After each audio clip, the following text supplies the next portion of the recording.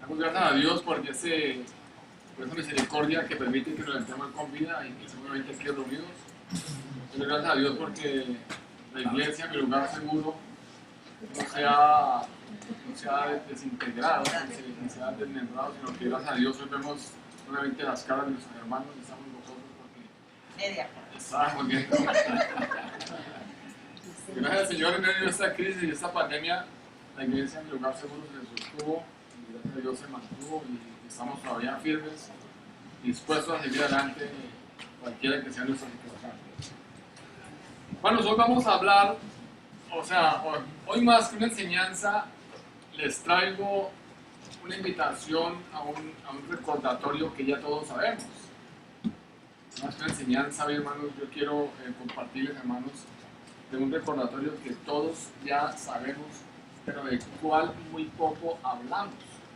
Todos sabemos, muy poco hablamos. No hablamos por qué, unos no hablan por temor, otros no hablan porque de pronto no creen en él, lo ignoran. Y vamos a hablar de un compromiso en el cual todos estamos obligados a asistir, tanto creyentes como no creyentes. Entonces ya más o menos ustedes sabrán de qué estamos hablando, ¿no? Un compromiso en el cual todos, y cada uno de nosotros, sin excepción, estamos obligados, estamos comprometidos a asistir, seamos creyentes o no seamos creyentes, pero estamos comprometidos, hermanos, a asistir. Es algo que no podemos evitar, hermanos, es algo que nosotros no podemos escaparnos a eso, es algo, hermanos, que no podemos aplazar. Por decir algo, les llega una situación a ustedes de un juez, de una denigración, de lo que sea. Fácilmente uno puede o enviar un abogado, o no ir, o irse uno para su país, o esconderse, o hacer cualquier X o Y travesura. Pero esta invitación, este recordatorio, hermanos, que nosotros estamos ya en su corazón, en nuestra mente, es algo que nosotros no podemos evitar. No podemos mandar a alguien que nos reemplace, no podemos escondernos, no podemos decir, no, es un día, hermano, obligado en el que tú y yo tenemos que comparecer ante el trono de un gran juez. Y eso es importante, hermanos, que nosotros lo recordemos, ¿verdad? Es muy importante, hermano. Sin embargo, temas como este son muy pocos hoy en día escuchados y hacen mucha falta en los púlpitos y las iglesias. ¿Por qué? Porque nosotros, hermanos, escuchamos predicaciones sobre el pecado, sobre la prosperidad, sobre los milagros de Dios, sobre la gracia de Dios, sobre el amor de Dios, sobre el perdón de Dios, pero no hablamos del pecado, porque el pecado hoy en día no es productivo. Hablar y predicar sobre el pecado hoy en día no es productivo. Hablar y predicar el pecado lo que hace es ahuyentar a la gente y salir corriendo de la gente. Yo estoy seguro, hermano, que si no se habla del pecado, mucho menos hablar del juicio, ¿verdad? Entonces nosotros debemos entender, hermanos, que necesitamos, hermanos, hablar de todo. Porque déjenme decir, hermano, que una verdad contada a medias es una gran mentira. Si yo vengo y les cuento que Dios es bueno, piadoso, amoroso, y que nos conchinchea, y que nos consiente, y que no sé qué, hasta ahí nomás, les estoy contando una verdad a medias. Y una verdad a medias es una gran mentira. Yo tengo que contar toda la verdad completa. O sea, decir, Dios sí es un Dios amoroso, un Dios misericordioso, un Dios piadoso, un Dios infinitamente grande y amoroso, pero es un Dios también justo que reprende a quien, al hijo que ama. Es diferente cuando nosotros entendemos y compartimos a alguien. Tú conoces a Dios porque Dios es un amoroso, piadoso, misericordioso, todo lo que tú quieras decir de él, pero también nos toca decirle, Dios es un Dios de justicia. Es un Dios que al hijo que ama reprende. Y si tú estás andando en pecado, estás andando en contravía, Dios te va a enderezar. Entonces nosotros necesitamos, hermanos, urgentemente, hermanos, predicar y enseñar la verdad completa. No podemos seguir escuchando y seguir, hermanos, enseñando la verdad a medias. Entonces, al hablar del juicio, vamos a hablar primero del juez. Porque un juez está compuesto de juicio y de los que están culpables, si están condenados o culpables, y la gente. Vamos a hablar entonces del juez y de su misericordia. Y vamos a ver que el juez es un juez misericordioso La misericordia de Él la podemos ver, hermanos, claramente con las repetidas advertencias acerca del juicio del pecado y de la desobediencia, porque Él antes de reprender nos advierte, nos manda, nos enseña, nos muestra, nos corrige. O sea, Él no llega de una vez a castigar, sino primeramente nos advierte y nos enseña. Por ejemplo, miremos en Ezequiel 23:11, la palabra de Dios nos dice: diles, vivo yo, dice Jehová el Señor, que no quiero la muerte del impío, sino que se vuelva el impío de su camino y que viva. Dice: volveos de vuestros malos caminos, porque habéis de morir, casa de Israel. Pedro lo declara de la siguiente manera. Pedro dice en 2 de Pedro 3:9: el Señor no tardará su promesa, según algunos la tienen por tardanza, sino que es paciente para con nosotros, no queriendo que ninguno perezca, sino que todos procedan ¿a qué? Al arrepentimiento. En la palabra de Dios, en la Biblia, nosotros encontramos varios ejemplos de la misericordia de Dios en repetidas advertencias que Él le hace a su pueblo, que Él manifiesta antes de traer el juicio sobre el hombre, sobre una nación o sobre un pueblo. La palabra de Dios nos da varios ejemplos. Vamos a mirar 3 ejemplos rápidamente. Por decir algo, cuando el diluvio, todos se acuerdan del diluvio, ¿verdad? Cuando el diluvio, hermanos, a Noé se le llama en 2 de Pedro 2:5, se llama predicador de ¿qué? De justicia.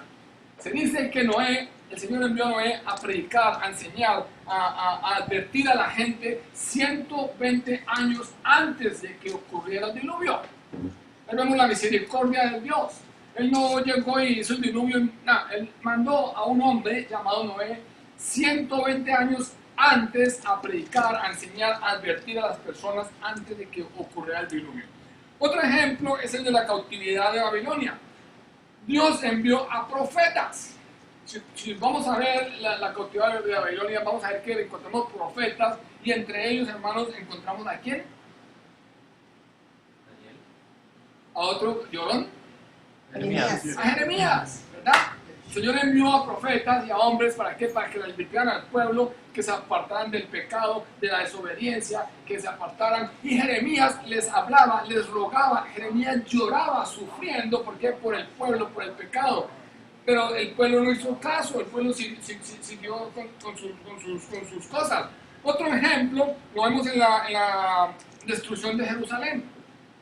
En el año 70 después de Cristo, 40 años antes de venir la destrucción, Jesús le rogó a los judíos: arrepiéntanse y dejen que yo los voy a salvar. Pero si nosotros vamos a ver cuál fue la respuesta de cada uno de esos pueblos en estas ocasiones. ¿Qué pasó? Lo ignoraron, lo criticaron e incluso lo traicionaron. Llegaron hasta el punto de que ellos se idearon un plan para matar a Jesús. Esa fue la respuesta del pueblo: ignorarlo, criticarlo, lastimarlo, inclusive idearon un plan para que fallara Jesús a la cruz del Calvario. Entonces, hermanos, estamos viendo aquí la misericordia de Dios. La misericordia de Dios es grande, grande. Es un juez grande. Entonces, algo que debemos tener en cuenta nosotros, hermanos, como creyentes, no estamos hablando de creyentes, es que Dios prefiere perdonar que castigar.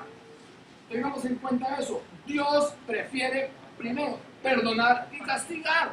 Por eso nos da el tiempo de arrepentirnos, por eso nos enseña, nos exhorta, nos envía mensajes con los pastores, con la Biblia, con las predicaciones, con los hermanos. Nos está enviando las alertas. ¿Por qué? Porque Dios prefiere que perdonar que castigar. Y es necesario que nosotros tengamos en cuenta esto. Dios prefiere perdonar que castigar, hermano. Entonces, pero ¿qué pasa? Que nosotros no podemos, hermano, subestimar su misericordia ni su paciencia.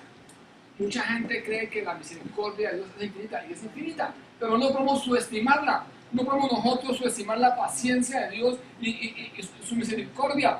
Dice la palabra de Dios en Hebreos 10:31. Dice: horrenda cosa es caer en manos del Dios vivo. O sea, tengamos en cuenta, hermanos, Dios es misericordioso, piadoso, infinita misericordia, infinito amor, pero no subestimemos la misericordia y la paciencia de Dios. No hagamos como dice la gente hoy en día, no, es que si yo peco y rezo, empato y sigo adelante. Eso es mentira. Nada de que yo rezo y peco y empato, eso no es mentira. Estamos jugando con el diablo. O eres o no eres. No podemos seguir, hermanos, andando en un camino. Ahora, vamos a hablar del juicio. Ya hablamos del juez. Vimos que es un juez misericordioso, bondadoso, piadoso, todo lo que ustedes quieran, pero que no podemos subestimar, hermano. No podemos subestimar su misericordia, su amor y su perdón. Ahora vamos a hablar del juicio. Lo primero que nosotros debemos de entender sobre este juicio es que no lo podemos que evitar. Escuchen bien lo que voy a decir.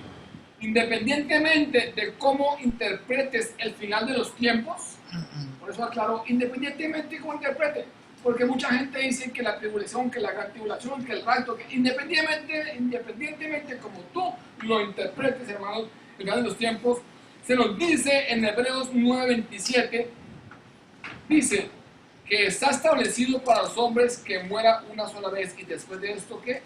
El juicio. Hoy no vamos a entrar en contienda que la tribulación, que la gran tribulación, que el rapto, no, hoy no vamos a decir. Pero digo, independientemente de cómo tú lo interpretes, yo quiero que entiendas y que sepas que la palabra de Dios nos dice en Hebreos que está establecido para los hombres que mueran una sola vez y después de esto, ¿qué? El juicio. Entonces tú y yo y todos, hermanos, estamos invitados, estamos cordialmente invitados. ¿Cómo les ve la noticia que traigo hoy? Buena, ¿verdad? Una noticia buena. Estamos invitados, nada más y nada menos por el rey, por el gran juez. Estamos invitados ¿a dónde? Al trono, a un trono celestial, a comparecer. ¿Es un privilegio o no? ¿Verdad? Pero ¿qué pasa, hermanos? Que nosotros debemos tener en cuenta que la Biblia describe dos juicios diferentes. La palabra de Dios y nos recuerda que todos, sin excepción, formaremos parte de ellos. Todos, sin excepción, formaremos parte de ellos. Primero, nos habla del juicio del creyente. En 2 Corintios 5:10 nos dice, porque es necesario que todos nosotros comparezcamos ante el tribunal de Cristo para que cada uno reciba según lo que ha hecho mientras estaba en el cuerpo, sea bueno o sea que malo. Acá vemos al apóstol Pablo que le está escribiendo ¿a quién? A los creyentes, porque él estaba escribiendo ¿qué? A los corintios.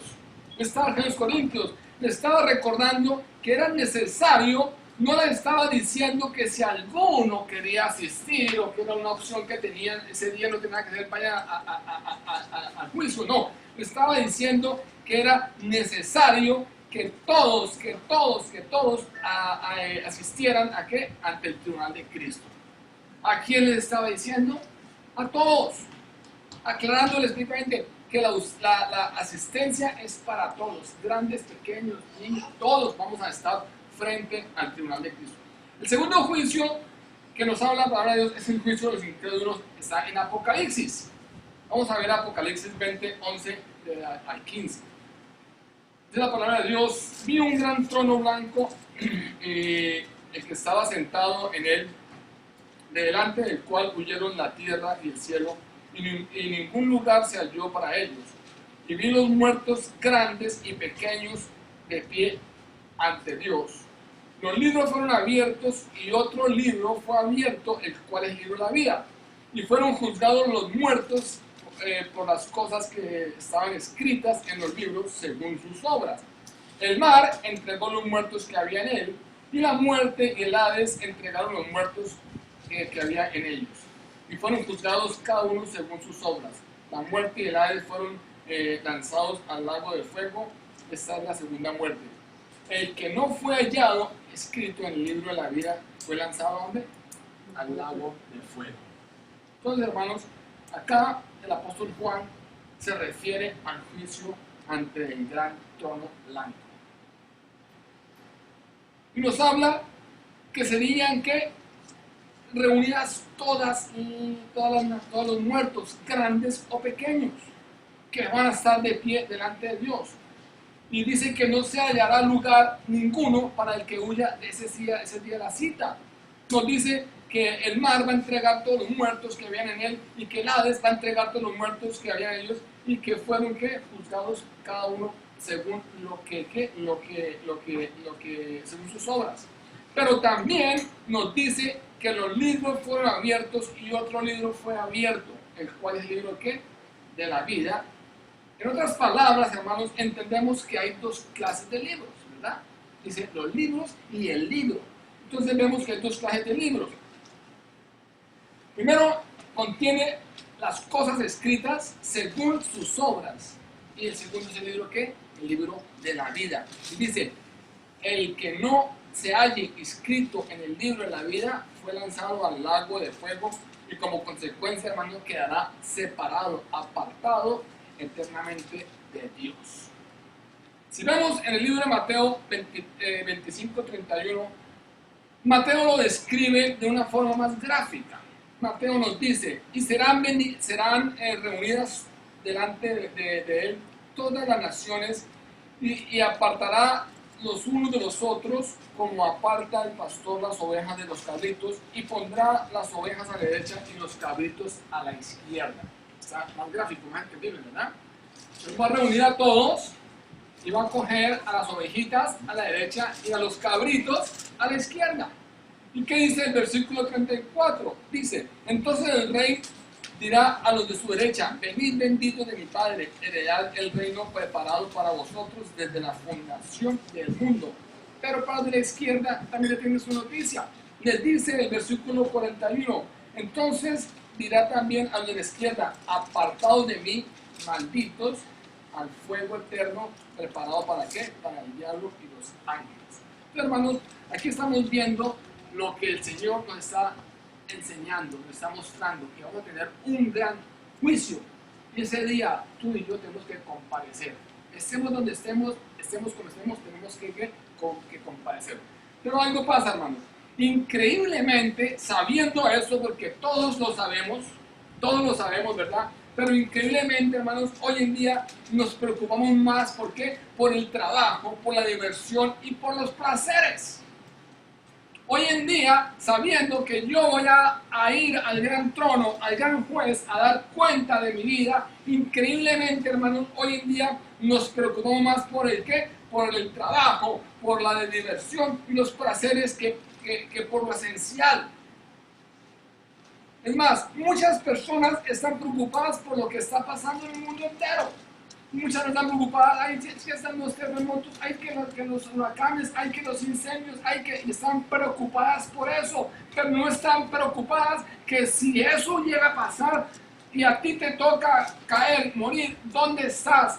¿En el lago de fuego o estás al lado derecho de las ovejitas? Se preocupan por lo que están viendo, por lo que está pasando, pero no se preocupan por saber si su nombre está inscrito en el libro de la vida. Increíblemente eso pasa el día de hoy. No se preocupan por saber si su nombre está escrito en el libro de la vida.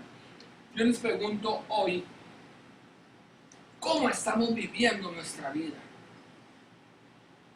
Yo me preguntaba y les pregunto, ¿tu nombre está escrito en el libro de la vida? Ante los ojos de Dios, ¿somos ovejitas o cabros? ¿Somos ovejitas o cabros?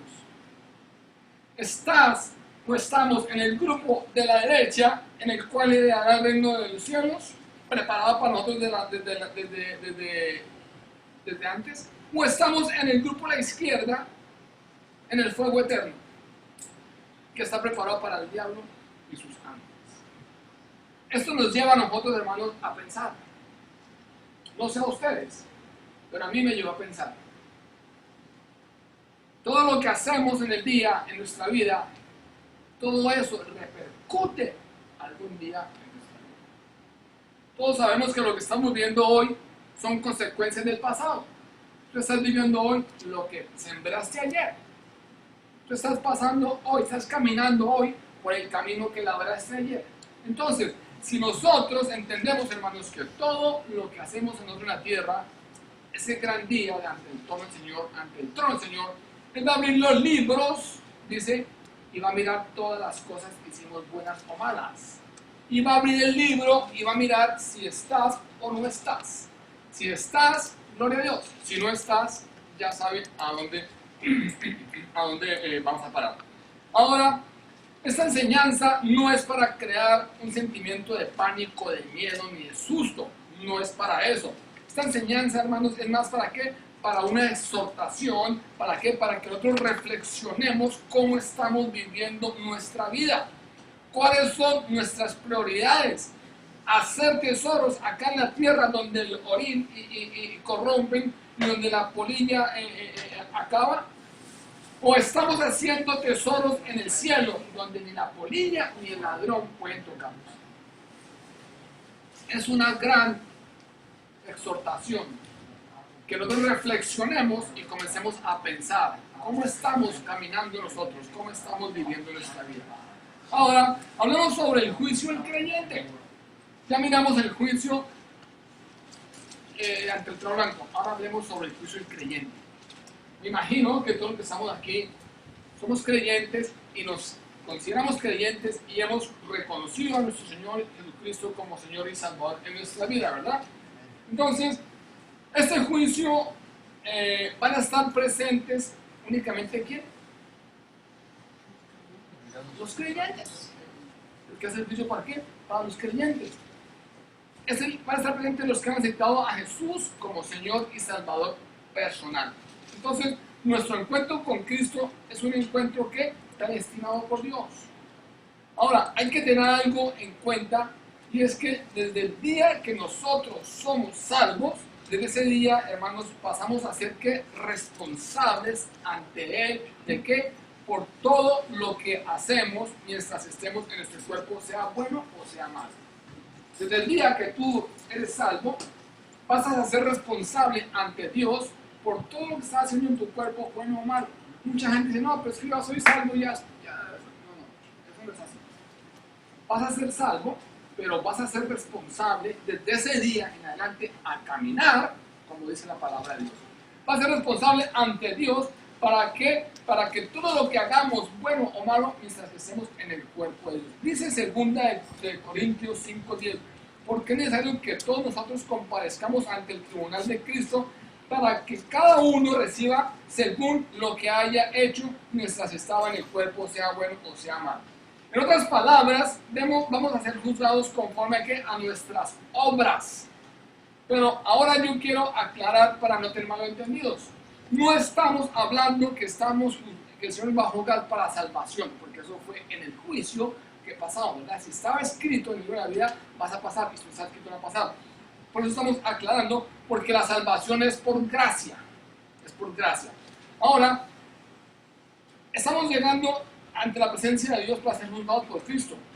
Él evaluará lo que hemos hecho y determinará si debemos ser recompensados por esas obras.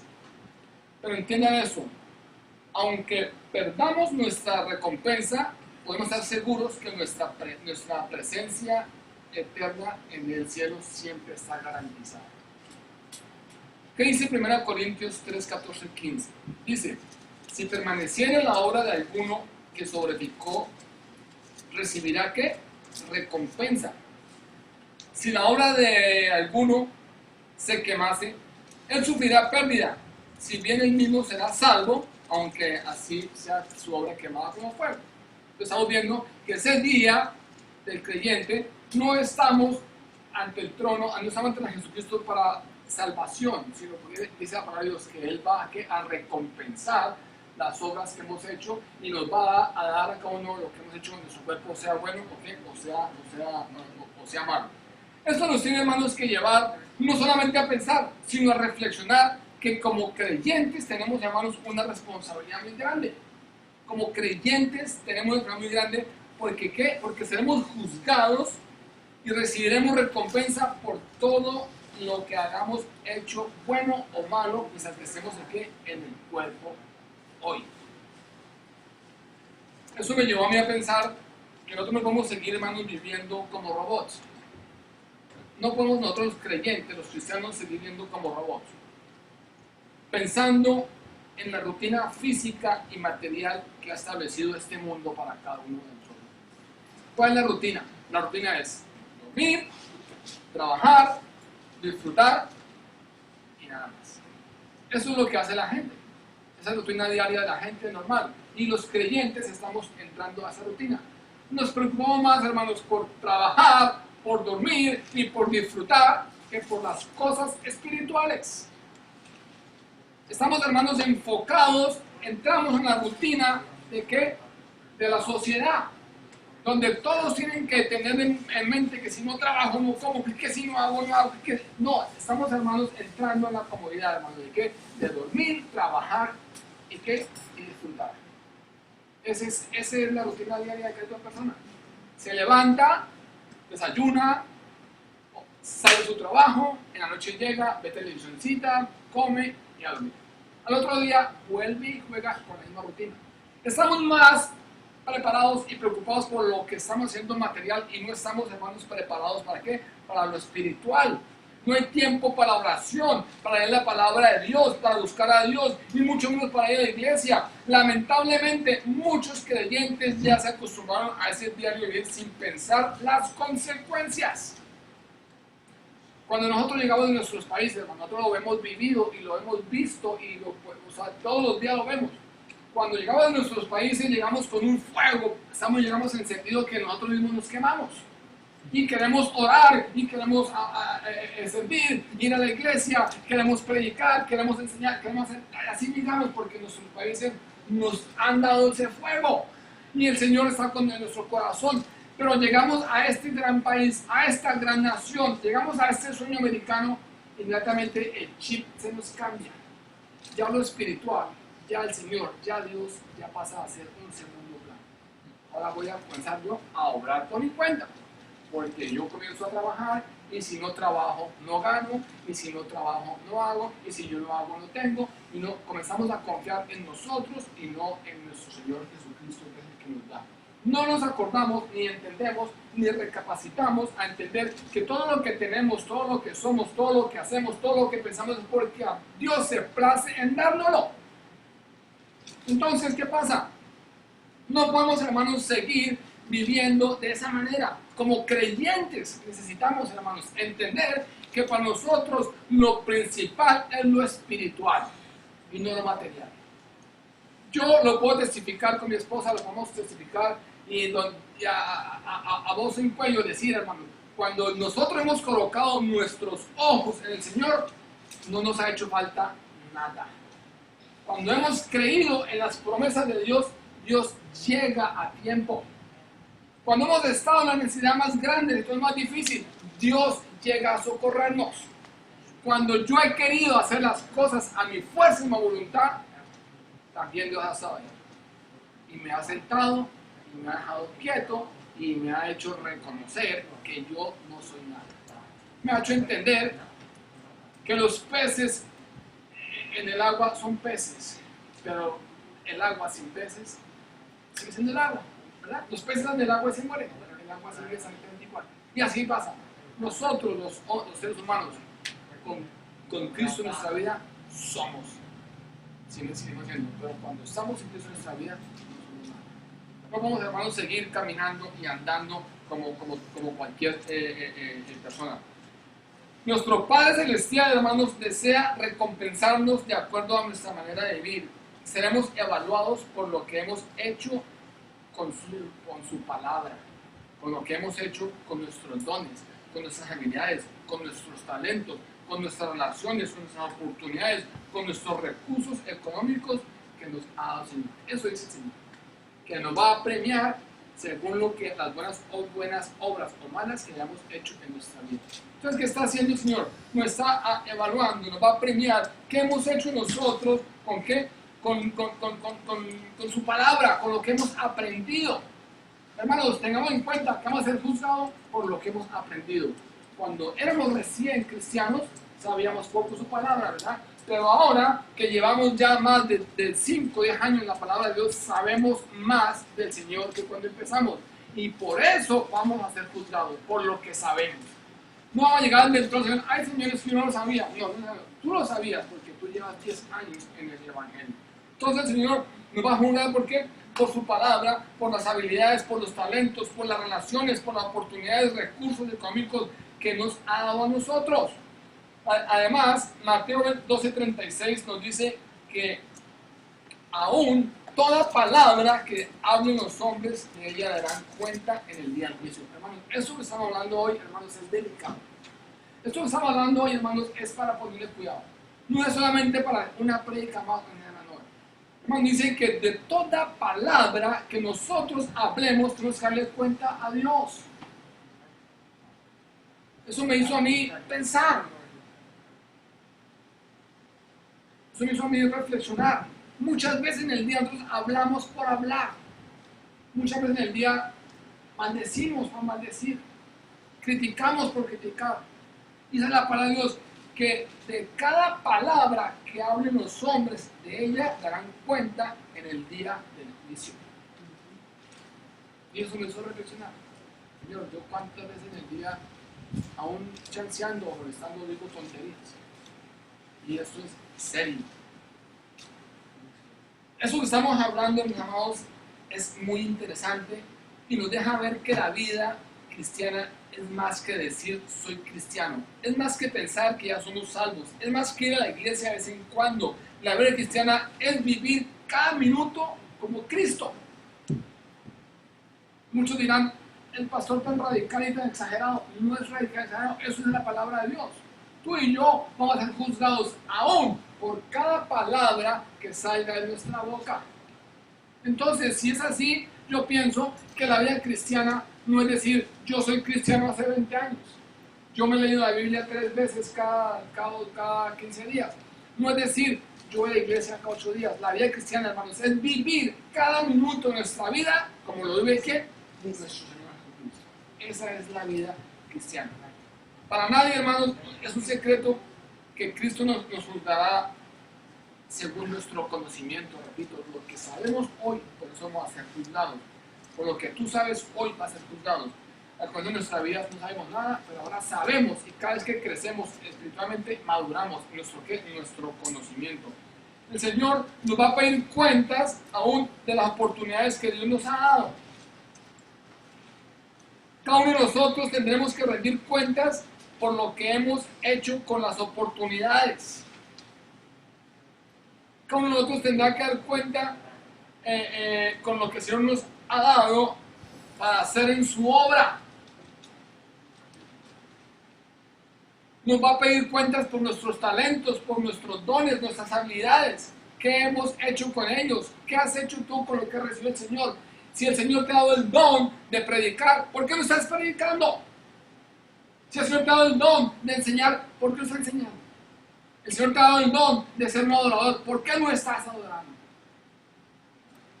El Señor nos va a pedir cuentas y nos va a recompensar por los dones, por los talentos y por las habilidades que tengamos nosotros. Hermanos, y esto es delicado, porque tú sabes cuál es tu don, tú sabes cuál es tu talento, tú sabes cuál es tu habilidad, pero muchas veces la queremos cambiar o la cambiamos según nuestra conveniencia. Y la palabra de Dios no es así. El Señor también, hermanos, nos va a juzgar. ¿Por qué? Por nuestra motivación. Dice que nos va a juzgar por todo lo bueno y malo que hagamos. Por nuestra motivación. Dice, ¿qué motivación? ¿Con qué motivo vienes tú a la iglesia al día de hoy? ¿A hacer presencia o a estar en comunión, a recibir del Espíritu y a hablar de su palabra de Dios? ¿Con qué motivación tú haces los lunes de oración? ¿Simplemente porque vean mis hermanos que oro o porque el pastor y la pastora sepan que estoy ahí? ¿O lo haces con la motivación correcta de buscar la presencia de Dios? Hermanos, cuando dice la palabra de Dios que las obras buenas van a pasar y las malas van a ser quemadas, yo os pregunto, ¿cuántas obras hacemos nosotros a diario que son solamente leña y hojarasca para el Señor? ¿Cuántas veces decimos, y otra vez toca orar? Bueno, oremos. Esa es la actitud correcta, esa es la motivación correcta. Cuando decimos otra vez en la Biblia, esa es la motivación correcta. Acuérdense que el Señor conoce nuestros pensamientos, nuestras actitudes, y eso va a estar el día del juicio pendiente. Si tú has hecho el lunes de oración simplemente con la motivación de que vean que estás ahí. No hagas obras para que el Señor queme en hojarasca y madera. Cuando nosotros buscamos a Dios, tenemos que buscarlo, hermanos, de corazón. Entonces, hermanos, esto es importante, hermanos, porque como leímos en 1 Corintios 3:14 nos dice, si permaneciere la obra de alguno que sobreedificó, recibirá ¿qué? Recompensa. Si la obra de alguno se quemare, él sufrirá pérdida. Si bien, él mismo será salvo, aunque así como fue. Entonces, hermanos, la enseñanza de hoy es el Señor me exhortó a mí y me puso a pensar. Si el día del trono yo estoy en el libro de la vida, gloria a Dios.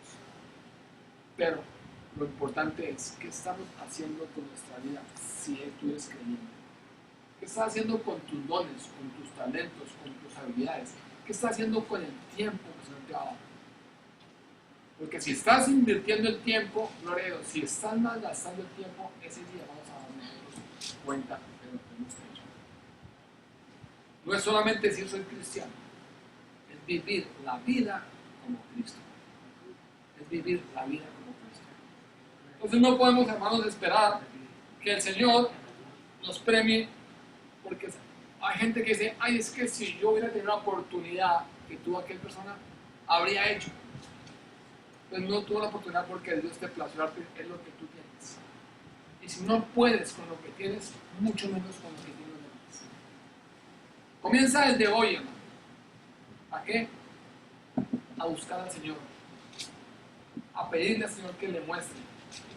Y si no has hecho la confesión de fe realmente en tu corazón, hoy es el día de invitar al Señor para que entre en tu corazón. ¿Para qué? Para que tu nombre esté escrito en el libro de la vida. Y después de que tú entiendas y creas y sepas lo que has hecho, es necesario, hermanos, que comencemos a mirar qué dones, qué talentos, el tiempo, la motivación, qué estoy haciendo yo con mi vida. Como cristianos no podemos seguir el mundo a lo que hace el mundo. Hay una diferencia de lo que hace el mundo. Si colocamos nuestros ojos en el Señor Jesucristo, hermanos, dice la palabra de Dios, que primeramente busquemos el reino de Dios y todo será añadido.